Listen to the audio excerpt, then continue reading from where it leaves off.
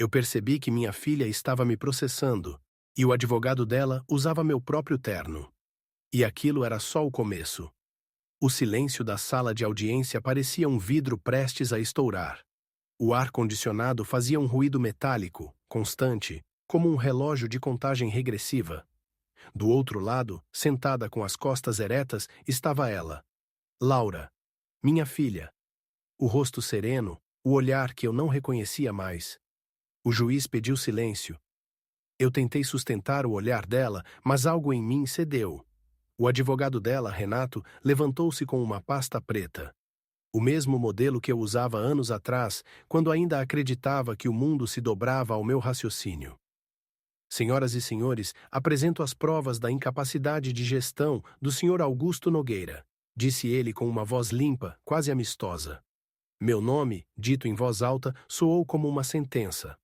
Um projetor foi ligado. A tela mostrou imagens do escritório. Eu discutindo, eu esquecendo documentos, eu deixando uma reunião abruptamente. Fragmentos, cortes, nenhum contexto. Parecia um filme montado para me enterrar vivo. Laura mantinha o olhar fixo. Eu procurei qualquer traço da menina que pedia para brincar no tapete do meu escritório. Nada. Só o brilho frio da convicção. O murmúrio entre os acionistas soou como vento em cemitério. Cada palavra do advogado arrancava uma parte da minha autoridade. Idade avançada. Comportamento errático. Risco à estabilidade da empresa. A cada argumento, eu sentia meu corpo encolher dentro do terno. Quando ele exibiu o laudo médico, um exame de ressonância que eu mesmo havia pedido após uma tontura, entendi o quanto estavam dispostos a cavar. Tudo o que eu havia escondido, cada fraqueza, estava ali, exposto sob luz branca. Laura desviou o olhar por um instante. Só por um instante. Mas foi o suficiente. Havia hesitação. Ou culpa. Difícil saber. O juiz suspendeu a sessão por 15 minutos. Levantei-me devagar. Os flashes dos jornalistas me cegaram. As perguntas cortavam o ar. Senhor Nogueira, o senhor confirma os indícios de incapacidade? Sua filha o acusa de manipulação de fundos. É verdade? Eu não respondi. A cada passo, o corredor se alongava como um túnel. As paredes do tribunal pareciam respirar, observando minha queda. No banheiro, lavei o rosto. A água gelada desceu pelo pescoço, pesada como culpa. No espelho, um homem que parecia comigo, mas não era eu. Rugas mais fundas, olhar opaco, um fantasma corporativo tentando parecer sólido. Como chegamos aqui? Murmurei. Um segurança entrou, fingindo não me reconhecer. Apenas fez um gesto educado. Senhor, a sessão vai recomeçar. Eu respirei fundo. Era hora de decidir, reagir ou deixar que me apagassem em silêncio. Foi nesse momento que comecei a pensar quando tudo começou. Quando a distância entre mim e minha filha deixou de ser um intervalo e virou um abismo. A reunião terminou horas depois, mas eu permaneci na garagem, dentro do carro desligado. O vidro embaçado, o celular piscando notificações que eu não li. O silêncio era pesado demais para ser apenas silêncio. Era acusação. Laura. Meu sangue, meu orgulho. A mulher que agora queria me declarar incapaz. Eu assisti, dias depois, ao vídeo da audiência. De fora, tudo parecia tão racional. Um caso jurídico, um conflito corporativo. Mas dentro de mim, era guerra civil. A primeira coisa que fiz foi observar. Não revidar, ainda. Passei a seguir os passos dela, discretamente. As reuniões marcadas com os acionistas, os jantares com advogados, as conversas abafadas no restaurante do clube. O garçom, que me conhecia há décadas, comentou baixo. Ela vem muito aqui, doutor, sempre com aquele rapaz elegante. O advogado. Renato. Eu disse o nome, seco. Ele assentiu. Não havia raiva. Ainda não. Havia um tipo de incredulidade paralisante. A sensação de ver alguém desmontar, peça por peça, uma casa que você mesmo construiu. Mas parte de mim duvidava. Talvez ela estivesse sendo manipulada. Talvez fosse um erro jurídico, um mal-entendido. Eu queria acreditar nisso. Numa noite, revisei o e-mail que ela enviara à diretoria. Frio, profissional, perfeito. Com o intuito de preservar a imagem da empresa, proponho a substituição provisória do cargo executivo principal.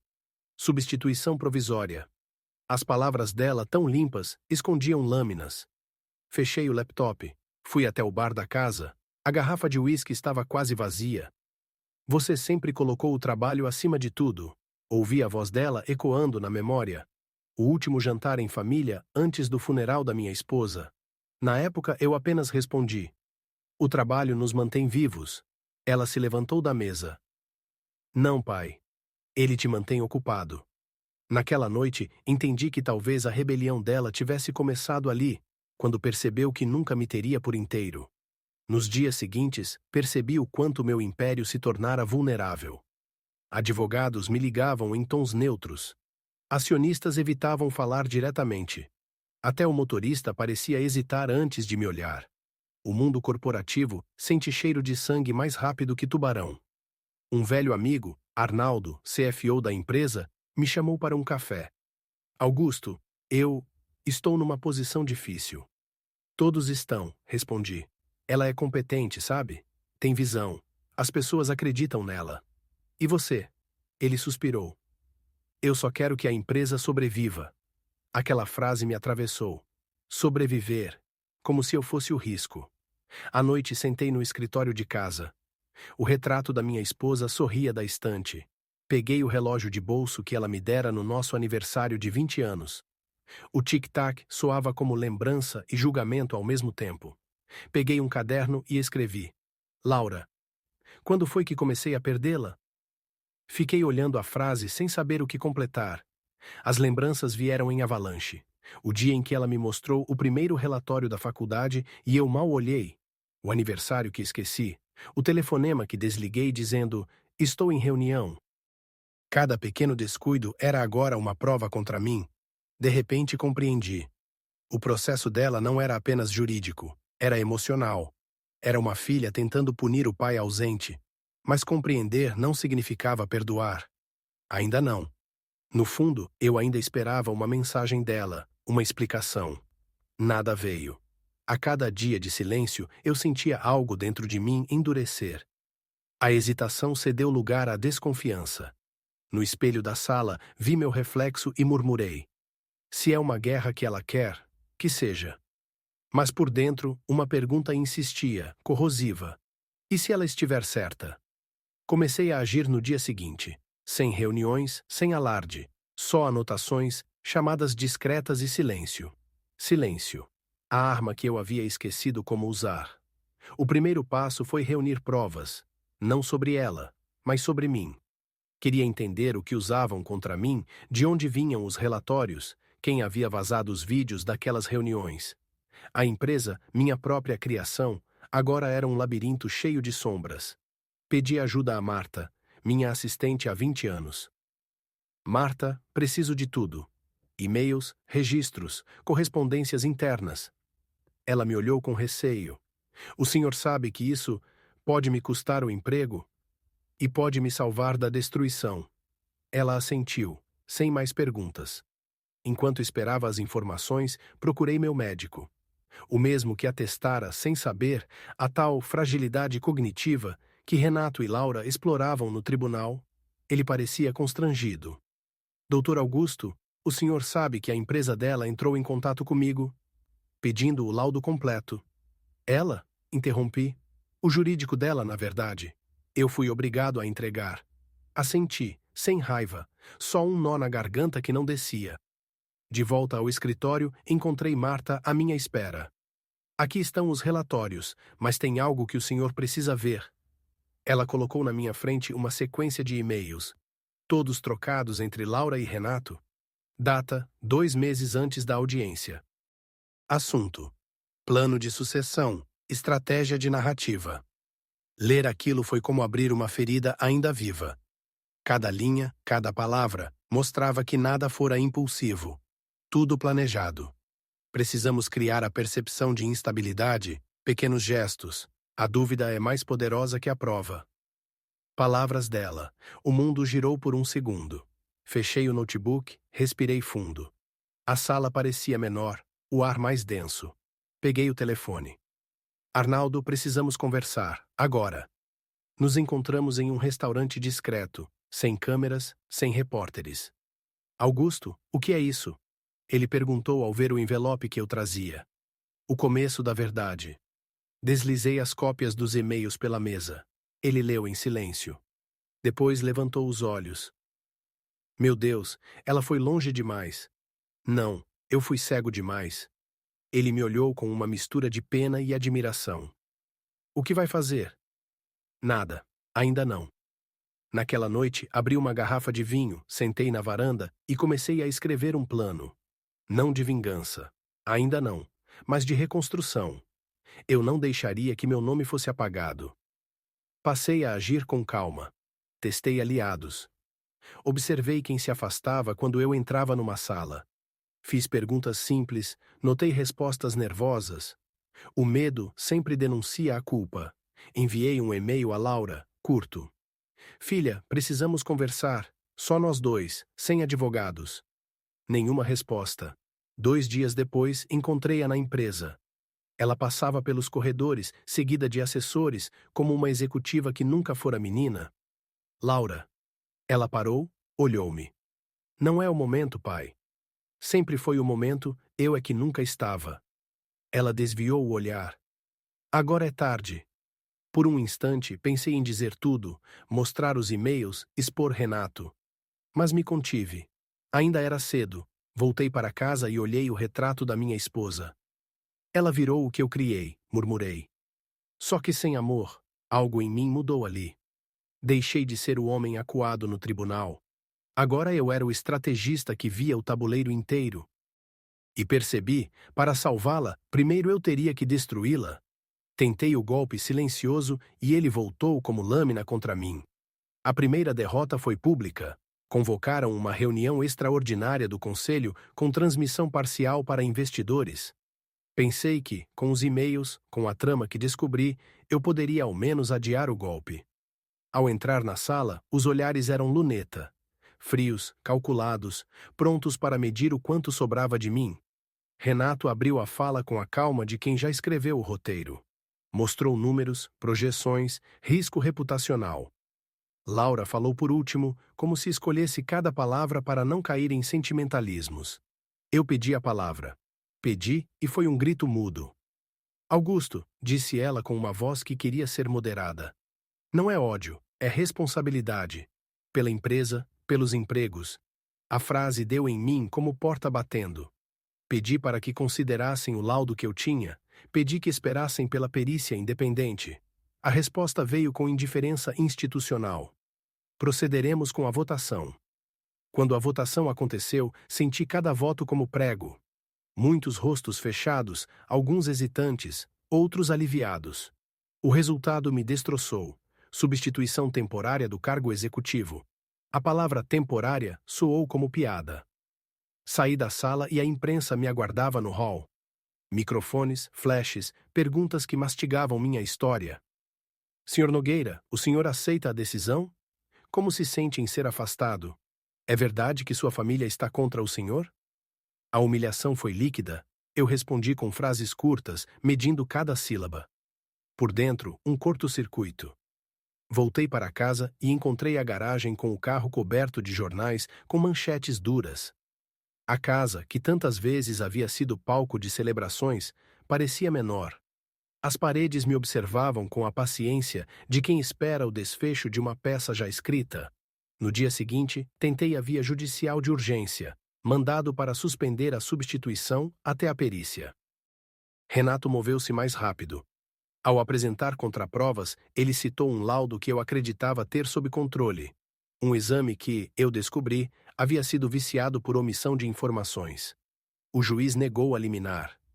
Não há evidência suficiente de fraude processual, disse a juíza, com uma caneta entre os dedos que parecia apontar para minha inutilidade. Saí do fórum como se tivesse levado um tapa. No táxi, olhei minha face refletida no vidro. O reflexo tremia. Em casa, passei pelo corredor e vi o espelho do hall, aquele grande espelho antigo que sempre redimensionara o ambiente. Toquei a moldura com a palma da mão e, num impulso que não sabia de onde vinha, golpeei o vidro. O som do vidro quebrando ressoou como metrônomo de perda. Estilhaços no chão, um mapa cortado do meu rosto. Ali no mosaico de vidro, vi fragmentos. O pai que se esquecia de aniversários, o homem que dizia, estou em reunião, no telefone enquanto ela esperava. Vi as reuniões interrompidas, os relatórios ignorados. Cada pedaço me devolvia uma cena. Sentei no chão, rodeado por cacos, e a linha entre razão e queda se estreitou. Comecei a repetir nomes como se fossem feitiços. Laura, Renato, Arnaldo, Marta. A repetição não trouxe consolo, trouxe vertigem. Levantei-me, tonto, e fui até a janela. Vi ao longe a luz da cidade, indiferente, e uma casa antiga na rua de trás, cujas chamas, numa lembrança remota, haviam consumido a infância de alguém que conheci. Não era minha, mas a imagem do fogo veio como metáfora. Tudo queima, se você não rega o que importa. Uma mudança interna se iniciou, sutil e cortante. A raiva, antes automática, agora se transformava em algo mais frio. Reconhecimento. Reconheci minhas falhas, não como desculpa, mas como causa. Reconheci que derrotas não são apenas dos outros. No entanto, naquele momento, eu não era ainda homem para admitir. Eu era um homem estilhaçado, decidido a juntar os cacos ou a enterrá-los. Acordei antes do amanhecer. A casa ainda cheirava a vidro e poeira, resquício da noite anterior. Caminhei descalço até o escritório, a sala onde costumava decidir o destino de centenas de pessoas. Agora era só uma trincheira particular. Marta chegou cedo. Trazia olheiras e uma pasta. Trouxe o que o senhor pediu, disse pousando o envelope sobre a mesa. Dentro, relatórios financeiros, correspondências antigas, transações de fundos que Laura criara recentemente. Veja isso, ela apontou uma planilha. Um fundo de investimento no exterior, aberto em nome da fundação da sua esposa. Abri o arquivo. O nome da fundação me atravessou como faca. Instituto Helena Nogueira. Criado para financiar projetos sociais em memória da minha mulher. Um símbolo de amor e legado, agora usado como rota de desvio. O golpe mudou de dimensão. Já não era apenas pessoal, era moral. Peguei o celular e liguei para um contato antigo. Eduardo, ex-diretor de compliance, demitido anos atrás por brigar com Laura sobre ética. Ele atendeu com voz cautelosa. Augusto? Pensei que nunca mais ouviria esse nome. Preciso da sua ajuda. Depois de tudo o que houve? Eu também fui cego. Mas o que ela está fazendo agora vai destruir o que resta da empresa. Silêncio. Depois, um suspiro. Manda os dados. Quero ver com meus próprios olhos. Enviei os documentos. Em poucas horas, ele me respondeu com uma mensagem curta. Você estava certo. Isso é crime. Sentei na poltrona e fiquei olhando o retrato da minha esposa. O sorriso dela parecia me interrogar. Eu havia deixado o nome dela ser usado como fachada. Naquela noite fui até o cemitério.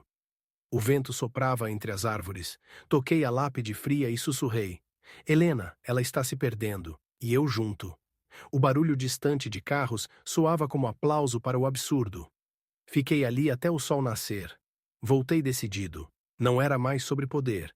Era sobre limpar o nome da mulher que me ensinara o que significava honra. Comecei a reunir o que Eduardo chamava de linha do tempo de fraude. Transferências suspeitas, consultorias inexistentes, doações fantasmas. E-mails cruzados mostravam que Renato intermediava tudo. Laura talvez soubesse, talvez não. Mas assinava. Arnaldo me procurou ao saber que eu andava mexendo em arquivos antigos. Augusto, cuidado. Eles vão te destruir de vez se mexer nisso. Arnaldo, eles já me destruíram. Só não terminaram o serviço. Ele hesitou. O que você quer, afinal? A verdade, mesmo que doa. Enquanto ele me observava em silêncio, percebi algo em seu olhar. Medo, mas também respeito. Pela primeira vez em meses, alguém me via não como um velho decadente, mas como o homem que construíra tudo aquilo. Passei os dias seguintes ao telefone com Eduardo, trocando dados e instruções. Descobrimos que o fundo Helena Nogueira havia financiado uma série de contratos fictícios com empresas controladas por Renato. O elo que podia virar o processo inteiro. Mas o dilema crescia dentro de mim. Se eu tornasse isso público, Laura seria arruinada. Prisão, manchetes, vergonha. Eu a odiava e a amava ao mesmo tempo. Na varanda, o vento da noite trazia o cheiro do lago. O mesmo lago onde ela aprendera a nadar, anos atrás, enquanto eu respondia e-mails no carro. Lembrei-me do riso dela, da água brilhando nos cabelos. Fechei os olhos e entendi. Não era sobre destruir minha filha. Era sobre salvá-la do monstro em que ela estava se tornando, o mesmo tipo de homem que eu fui. Peguei o telefone e liguei para Eduardo. Vamos fazer isso direito, mas sem escândalo. Quero parar o esquema, não vingar meu nome. Ele respondeu. Então precisamos de alguém dentro do sistema. Pela primeira vez, percebi que o inimigo já não era Laura. Era algo maior, invisível, a engrenagem que nos havia engolido a todos. Começou como um sussurro. O plano. Eduardo sugeriu trazer alguém de dentro, uma pessoa com acesso aos relatórios da CVM e ao Ministério Público. Alguém que não devia nada a ninguém. Conheço uma promotora, disse ele, Mariana, jovem, incorruptível, mas ela não confia facilmente. Mostre a ela a verdade, respondi. E diga que quero limpar o nome da minha esposa, não salvar o meu. A primeira reunião foi num café discreto no centro de São Paulo. O lugar cheirava a chuva e café queimado. Mariana chegou com um blazer escuro, olhar preciso, voz direta. O senhor entende que, se eu aceitar isso, não poderei poupá-los? Nem sua filha se houver crime. Assenti. Eu entendo. Só quero que o nome da Helena não vire fachada de corrupção. Ela me observou por longos segundos. Depois pegou o pendrive que Eduardo entregou. Veremos o que é verdade. Nos dias seguintes começamos a montar a operação. Eduardo cruzava dados. Mariana preparava um relatório confidencial. Eu fornecia cada detalhe que lembrava, datas, contratos, reuniões. Durante semanas, o trabalho me devolveu uma sensação esquecida. Propósito. Enquanto isso, Laura consolidava sua imagem de líder moderna. Aparecia em entrevistas, falava sobre renovação ética e governança feminina. Eu assistia em silêncio. Não com raiva, mas com um cansaço profundo. Em uma dessas entrevistas, ela citou a fundação de minha esposa como símbolo de responsabilidade social. Mariana assistia comigo, na tela do escritório improvisado. É irônico, disse ela. Usar uma máscara tão pura para encobrir um esquema sujo. Eu a ensinei a vencer, só esqueci de ensinar quando parar. Mariana olhou para mim com algo entre compaixão e respeito. Talvez ainda dê tempo de ensinar, mas primeiro, o senhor precisa deixá-la cair. No meio disso, Eduardo me ligou, tenso. Descobri um contrato novo, um evento beneficente para o mês que vem.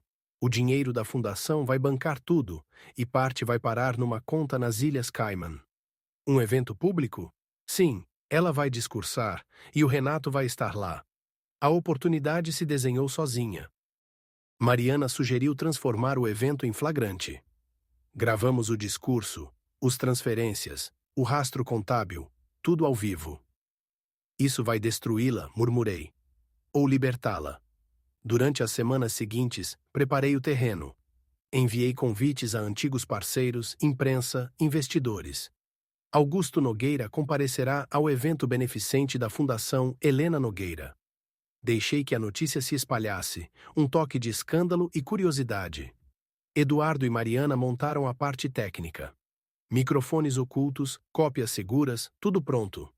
Eu apenas ensaiava o que diria, mas quanto mais ensaiava, mais entendia que não seria sobre vingança. Na véspera do evento, Marta entrou no escritório com uma expressão nervosa. Sua filha veio aqui. Disse que queria vê-lo. O que ela queria? Não disse. Só deixou isso. Entregou um envelope. Dentro, uma carta curta, escrita à mão. Pai, se estiver mesmo fazendo algo contra mim, peço que pare. Eu não quero perder você. Mas não posso voltar atrás agora. Laura. Li várias vezes. Nenhuma lágrima caiu. Apenas um peso no peito. Naquela noite fui até o lago. A superfície da água refletia as luzes da cidade. Joguei a carta dentro. Ela afundou devagar, dissolvendo-se como o tempo que não volta. Decidi que não recuaria. No dia seguinte, no meio da multidão, eu enfrentaria não apenas minha filha, mas o sistema que nós mesmos havíamos criado. A sala do auditório estava cheia como um umbigo de cidade. Investidores, jornalistas, convidados da fundação. Luzes, câmeras, sussurros. O palco parecia uma ilha de cenários. Eu, sentado na plateia, sentia o ruído como maré batendo nas paredes do peito. Aplaudiram quando Laura subiu. Traje escuro, postura medida, sorriso treinado. Falou sobre transparência, sobre novo capítulo, sobre a ética que ela mesma brandia como bandeira. A plateia retribuía com acenos e flashes a coreografia perfeita. No fundo do salão, Mariana mexeu num tablet. Eduardo lia documentos em voz baixa para a equipe técnica. Havia tensão, sim, mas não histeria. Havia precisão. Cada movimento era um passo de dança calculado. Laura começou o discurso. A voz soou firme. O microfone captava tudo. O público aplaudia. Então, sem aviso teatral, as telas laterais acenderam com uma planilha. Transferências. Valores. Contas offshore. O nome, Instituto Helena Nogueira, brilhando em letras frias. O som do salão mudou. O barulho não era mais aplauso, era pequeno burburinho que cresce como vento antes da tempestade. Laura interrompeu a fala, o sorriso tremendo um segundo. Renato, perto do palco, coçou a nuca como quem procura a saída num labirinto. Senhoras e senhores, a voz de Mariana saiu pelo sistema de som, nítida e sem cortes. Temos aqui registros que apontam para movimentações incompatíveis com as atividades da Fundação. Pedimos calma enquanto a equipe confirma. Alguém do público começou a filmar com o celular. Outro jornalista sussurrou ao telefone. A plateia virou radar. Renato foi para a frente, tentando controlar o espaço. Mãos rápidas, palavras mecanizadas. Há um equívoco, não entendem? São transferências técnicas. Ele soava urgente, o tom de quem tenta costurar um buraco que se alarga sob seus pés. Laura buscou o olhar de alguém conhecido. Eu observei como uma mesa se rompe. Aliados desviavam os olhos. Um assessor empurrou o tablet de Mariana. A atitude foi brusca, legalmente arriscada, claramente desesperada. Mariana recolocou o aparelho no bolso. Calma. Eu não sei do que estão falando, disse Laura. A frase pequena demais para preencher o vazio que estava se abrindo ao redor dela. Isso é um ataque político? Mentira. A sala respondeu com olhos. Um investidor levantou-se, a voz seca. Explique as transferências para as Ilhas Cayman, Laura, agora. Renato buscou uma saída. Virou para ela, sussurrou. Ela teve uma reação, os dedos trêmulos, um passo para trás. A negação começou a rachar. Quando começaram as perguntas, Laura tentou correr. Passou por entre cadeiras, assessores formando um corredor. Alguns convidados ficaram de pé, outros seguiram com gravações. Ela não foi presa ali. Houve correria, vozes, celulares apontados, uma sombra de sirenes que ninguém confirmou e todo mundo sentiu. Eu pude subir ao palco. Tinha todo o direito de expor a verdade de outra forma. Mas parei no corredor, as luzes quentes em volta, como holofotes que pediam minha versão, meu triunfo.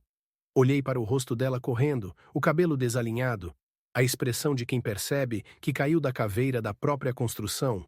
No lugar de subir, virei e saí. Cruzando a multidão, ouvi cochichos. Ele vai falar. O que ele vai dizer? Atravessei o saguão, evitando interações. Um repórter gritou meu nome. Ignorei. No estacionamento, as vozes da cidade soltavam-se como cortes de jornal. Em vez de voltar ao microfone, escolhi o caminho até o lago. A noite abria espaço entre prédios, a água refletia uma lua sem julgamento. Sentei na margem. Atrás de mim, talvez, começassem investigações, notas, demissões. Talvez uma cena de tribunal se construísse. A multidão já tinha seu espetáculo. Eu não precisava ser parte do ato final. Afastado da luz dos holofotes, observei as ondulações na água. O público queria um veredito público. A lei faria seu trabalho. Eu queria outra coisa, mas não sabia ainda como pedir. Levantei-me quando a chuva fina começou, caminhei sem destino, deixando a cidade decidir o resto. O lago estava quieto, como se respirasse junto comigo. A água devolvia o reflexo do amanhecer, nem claro nem escuro. Só meio termo. Sentei no mesmo banco de madeira onde, anos atrás, Laura havia desenhado o nome da mãe com gravetos. Agora o nome quase não se via, coberto por musgo. Toquei as letras apagadas com os dedos e deixei ali o relógio que Helena me dera. Atrás de mim, passos. Laura parou a poucos metros. Nenhuma palavra, só o som do vento e do lago. Ela chorava em silêncio. Eu também. Não havia vitória, nem perdão. Apenas a constatação de que restávamos nós, falhos, gastos, vivos. Olhei para ela e murmurei. Ainda dá para começar? Ela assentiu. O lago devolveu o som da nossa respiração.